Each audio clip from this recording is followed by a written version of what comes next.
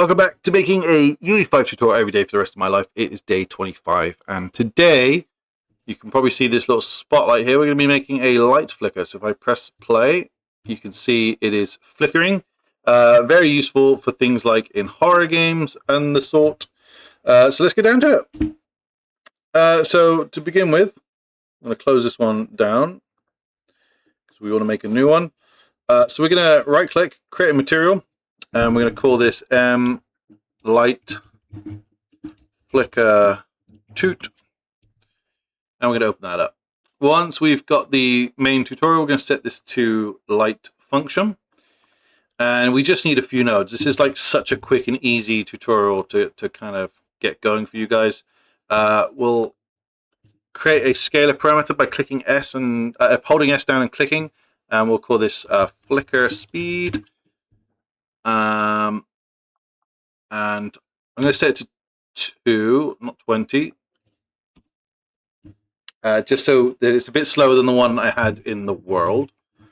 I'm going to hold down M and click and get a multiply, and we're going to want a second one of those, so just copy and paste that over. We can plug that straight in there, and we want two nodes. We want sine, plug that into A, and we want frac, and plug that into B. Now, the UE5 guys had it that you could just do sine and then frac and then just plug that in, but for whatever reason, I never can get that working that way. I have to do it this way. That's just me. But hopefully you guys will have the same result. Now I'm going to change this one to our new flicker toot, and this one is a little bit slower. And again, reducing that speed down a little bit further will just slow it down a little bit more.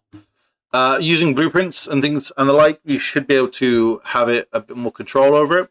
But because this is just in this material function here, you basically need to create an instance material and create material instance, sorry. And then you would be able to expose those parameters, or at least the flicker speed, so that you can mess around with it in Blueprint. But hopefully you found this useful. A nice, quick and easy one today. If you're new here, subscribe, always. Leave a little like and tell me of any comments that you'd like for me to cover in future tutorials. But thanks so much, guys. I'll see you tomorrow.